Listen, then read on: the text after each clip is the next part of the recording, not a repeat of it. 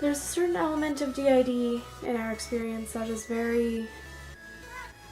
it makes you hide away from the world, and even just in our experience with the people that are close to us, even our safe people, sometimes we really mask and we really put everybody through a filter that makes us seem very normal and very okay.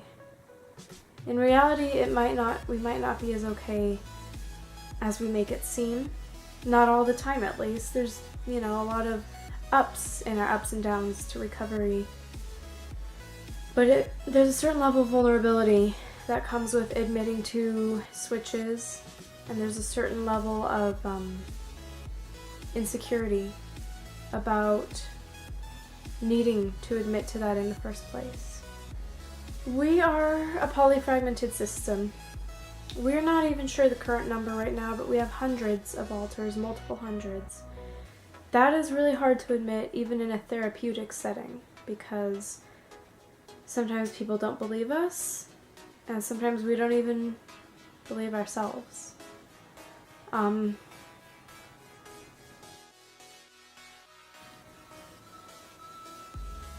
In this video, I really want to just let whoever needs to be out really just come out and say what they need to say, and that might be one or two people, and that might be more than that, or it might even be a blurry confronting mess. And sometimes that's my reality. Even with our safe people, we don't always admit to switches. There's times when we have what we think of as micro switches, they only last brief periods of time. It's hard to say a time frame really, because sometimes they're very rapid and sometimes it's blending, but not always in a good way. Sometimes it's more like, rather than healthy integrative blending, the alters are all acting through a filter, and that can be really hard to admit that that's going on. A lot of times at work, or just in any context, that we don't really always know who's fronting, and that's different from some systems. A lot of people do get blurry at times, that's pretty common, but it's very frequent in contexts for us where it's not comfortable. There are some contexts where, we'll definitely let people know if it's relevant or if it's important. For example, our partner, who also has DID, we will always let them know if somebody that they're being coupley with is not the person that they think it is. We wouldn't do that to them. If there's a situation where somebody might want or need to know that a child alter is present, we'll let them know that. But the rest of the time, sometimes it's very floaty and it's not as concrete as our YouTube has made it seem thus far. So, I guess I just wanted to say, sometimes we need, I don't know.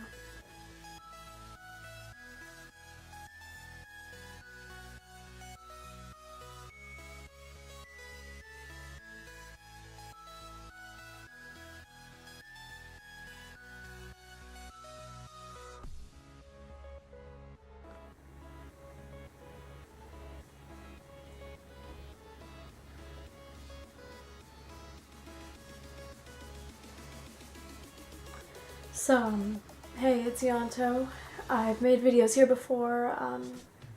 I have a role, I guess it's pretty similar to the last alter, who was around filming, and I just wanted to say, I think this is good for us. I support this concept, and I hope it goes well, and I hope some of the alters who need to come out feel comfortable coming out.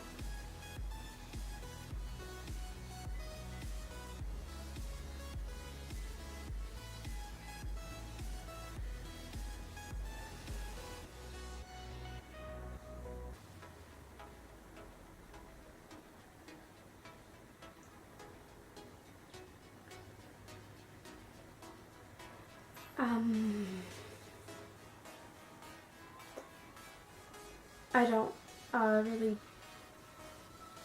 do this.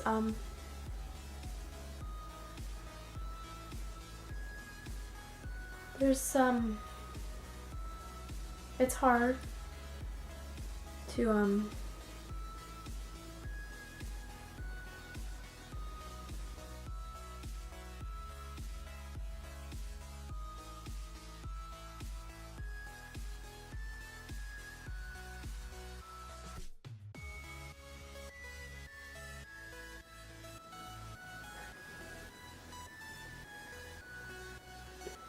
I think it's easy to doubt yourself, and I think it's easy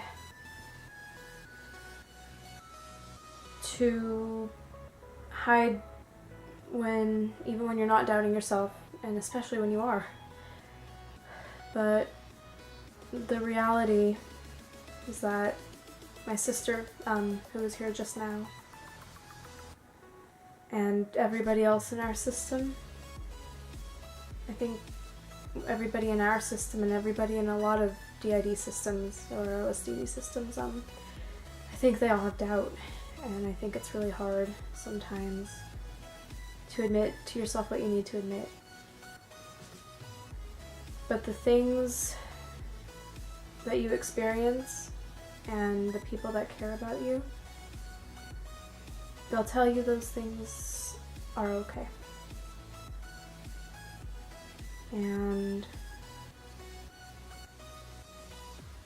But the things you experience are okay. They're your experiences. It's taken us a really long time to get to that point. We're not on YouTube for blind validation.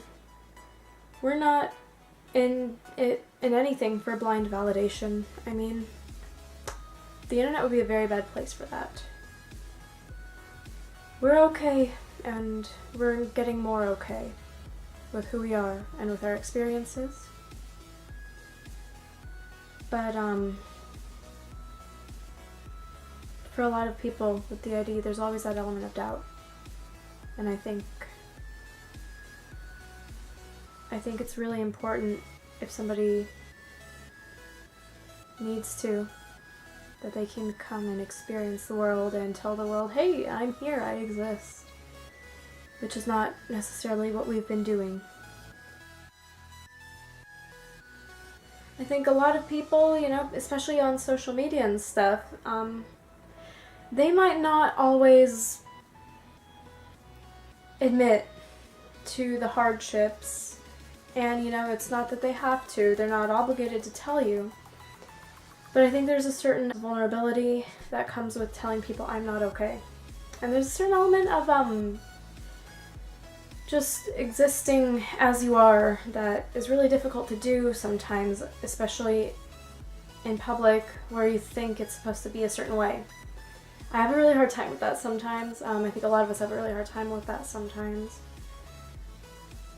But if you just let yourself exist, you'll be okay. The right people will come. And even if it's not about the other people, even when it's about you and not wanting to admit that to yourself or to the world, that you're having those hardships, that's okay. I understand. But it's going to be worth it. Admitting to yourself that there's all these parts of you, whether they're dissociative, DID system parts, or whether they're just an element of yourself that you like to deny admitting. It's important to love all of who you are and to accept all the parts of you. And I really think that's what this video is coming down to. I really think that that's what this is about, and I really think that as scatterbrained and as rambly and as incoherent at times as this felt, I hope it made sense. So, alright, thanks for watching. Stay tuned for our next video. Stay together, because that's really what this is all about.